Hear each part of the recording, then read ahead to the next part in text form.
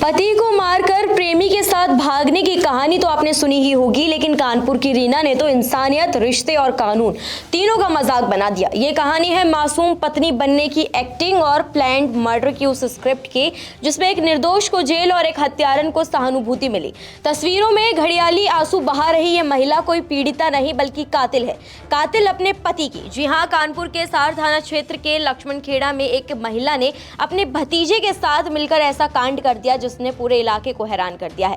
जरा इस चेहरे को गौर से देखिए। चाची चाची कहकर घर में आने वाला ये शख्स इस महिला का कोई भतीजा नहीं बल्कि उसका आशिक है, और अपने इसी आशिक के साथ मिलकर पत्नी ने बेरहमी से जल्लादों की तरह अपने पति की हत्या कर दी।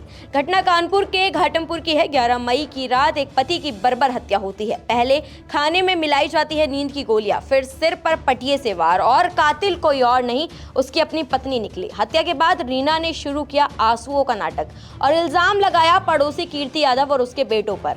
न सिर्फ पुलिस को गुमराह किया बल्कि गांव वालों और राजनीतिक पार्टी तक को भड़का दिया, जिसके बाद एक पार्टी के लोगों ने तो उसके समर्थन में प्रदर्शन तक कर दिया, और ये सब इसीलिए क्योंकि उसे अपने प्रेमी भतीजे के साथ रहना था। कानपुर के घाटमपुर में रहने वाले ट्रैक्टर मालिक धीरेंद्र की 11 मई को उसके घर में ही हत्या हो गई थी। हत्या उसके सिर पर किसी कठोर चीज से पीट पीट कर की गई थी। हत्या के बाद सुबह धीरेंद्र की पत्नी रीना ने रो रो कर हंगामा खड़ा कर दिया कि उसके पति की हत्या गांव के ही रहने वाले कीर्ति यादव ने अपने बेटे रवि और राजू के साथ मिलकर की है। इस मामले में रीना ने एक पार्टी के कार्यकर्ताओं को भी मौके पर बुला लिया। इसके बाद हंगामा शुरू हुआ। रीना मौके पर रो रो कर आरोप लगा रही थी कि ट्रैक्टर की खराबी को लेकर उसके पति धीरेंद्र का कीर्ति यादव से विवाद हुआ था, जिस पर उन्होंने मारपीट की थी।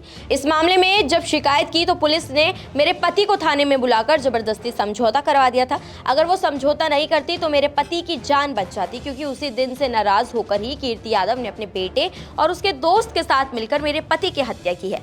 पत्नी रीना के आरोप के बाद उसके परिजन और पार्टी के लोग भी नाराज थे, इसलिए बॉडी उठाने नहीं दे रहे थे। बता दें, पुलिस ने जब दबाव में रिपोर्ट दर्ज की तो निर्दोष बाप बेटे को भेज दिया जेल, लेकिन 7 दिन बाद फॉरेंसिक ने खोल दी सच्चाई की परतें। खून के छींटे घर के अंदर। डॉग स्क्वाड सीधा लौटा रीना के आंगन में। मोबाइल कॉल रिकॉर्डिंग, 40 बार कॉल उसी रात प्रेमी सत्यम को। पति की हत्या सिर्फ इसलिए क्योंकि रीना अपने भतीजे प्रेमी के साथ जिंदगी बिताना चाहती थी। प्लान था बेहद शादी, नींद की गोलियां, फिर सिर पर वार और फिर मासूम बनने का हाई वोल्टेज ड्रामा। अब पुलिस ने बाप बेटे को जेल तो भेज दिया, लेकिन इसके बाद भी अपनी जांच जारी रखी, क्योंकि पुलिस को एक बात खटक रही थी। एडीसी महेश कुमार के सामने डॉग्स को जब मृतक की बॉडी के पास से छोड़ा गया तो वो पहले मकान के पीछे घूमकर गया। वो एक मैदान में कुछ देर रुकने के बाद फिर घर के आंगन में आकर बैठ गया। इस दौरान पुलिस ने फॉरेंसिक जांच भी कराई। जांच की रिपोर्ट आई तो पुलिस के कान खड़े हो गए, क्योंकि जांच रिपोर्ट में घर के अंदर खून के छींटे मिले थे। लगभग 10:11 की रात में एक मर्डर हुआ था थाना साउंड के ग्राम लक्ष्मण खेड़ा में। इसमें बड़ी संख्या में लोग वहाँ इकट्ठे भी हुए थे। पुलिस ने तत्काल किस तरह उसका मृतक का पीएम कराया और मुकदमा पंजीकृत किया, और उसमें जो नामजद तहरीर दी थी उन्होंने, जिससे बताया था कि 1 हफ्ता पहले ही मृतक का झगड़ा हुआ था, और उसी क्रम में पुलिस ने 2 लोगों को उसमें गिरफ्तार कर जेल भेजा था।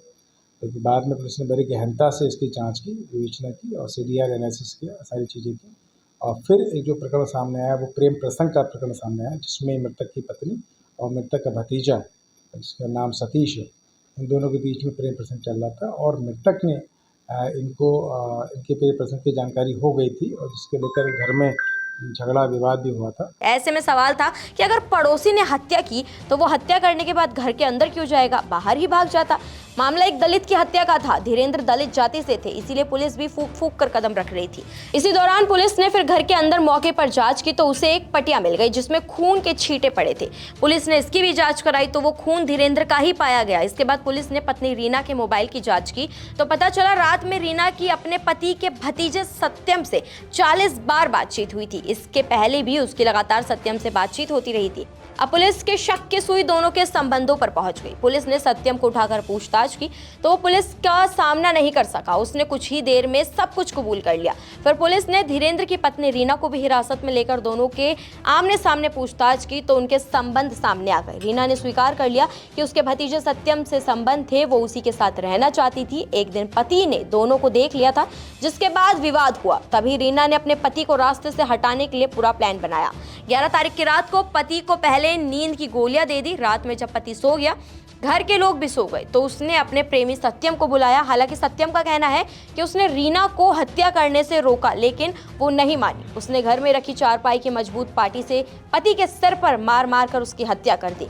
इस दौरान घर में खून फैल गया, जिसको उसने सत्यम के साथ मिलकर धो डाला। फिर उसने बाथरूम में नहाया। इसके बाद सत्यम अपने घर चला गया और वो चुपचाप छत पर जाकर अपने बच्चों के साथ सो गई। और इसी को ध्यान रखते हुए मृतक की पत्नी और मृतक के भतीजे ने मिलकर इसको मृतक धीरेन्द्र को मारने की प्लानिंग की और प्लानिंग के तहत उसको खाने में नशे की नींद की गोली मिला के खिलाई दी ताकि जब सो जाए उसके बाद घटना कार्य की जाए। जब धीरेन्द्र सो गया रात में 10 बजे, उसके बाद उसके पत्नी रीना ने उसके सर पर वहाँ पर रखा एक लकड़ी का जो कि एक लकड़ी का मोटा लठ था, वो कई बार मारा, जिससे धीरेन्द्र की मृत्यु हो गई।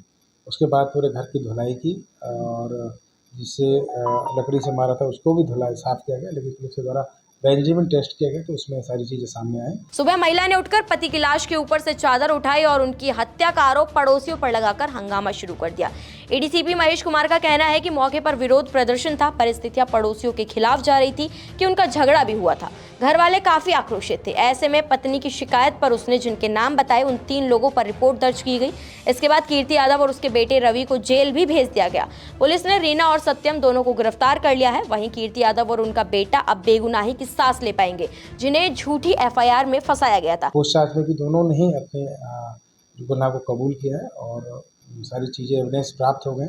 उसके आधार पर दोनों का रिमांड लेकर जेल भेज दिया गया है और जो पूर्व में जो जेल भेजे गए थे उनमें पुलिस 169 CRPC और 189 BNSS के तहत कोर्ट के माध्यम से उनको रिलीज कराई। इस केस ने फिर से ये सवाल खड़े कर दिए हैं, रिश्तों की आड़ में कब तक होते रहेंगे खून और मासूमों को कब तक भुगतनी होगी झूठे आरोपों की सजा। ये कोई पहला मामला नहीं है। देश में आए दिन ऐसे ही मामले आते हैं जहां पर पत्नी अपने प्रेमी संग मिलकर पति को मौत के घाट उतार देती है। ये मामला शुरू हुआ मुस्कान रस्तोगी से। मुस्कान रस्तोगी ने अपने प्रेमी साहिल शुक्ला के साथ मिलकर अपने ही पति सौरभ राजपूत को बर्बरता से मौत के घाट उतारा। इसके बाद अलीगढ़ में कोई सास अपने दामाद के साथ फरार हो जाती है, तो वहीं जयपुर में एक महिला अपने प्रेमी के साथ मिलकर पति को मार के बोरे में लाश भरकर बाइक पर लेकर उसे फेंक देती है। तो कब तक ये मामले देश में सुर्खियां बटोरते रहेंगे? आखिर कानून इस पर कब सख्त कदम उठाएगा और कब तक ऐसी ही हरकतों की वजह से रिश्तों की मर्यादाओं को सरेआम शर्मसार किया जाएगा? नमस्कार, मैं हूं मानक गुप्ता। अगर आपको हमारा ये वीडियो पसंद आया हो तो इसे लाइक और शेयर जरूर करें और हाँ, हमें सब्सक्राइब और फॉलो करना ना भूलें ताकि आप देश और दुनिया की कोई खबर मिस ना करें।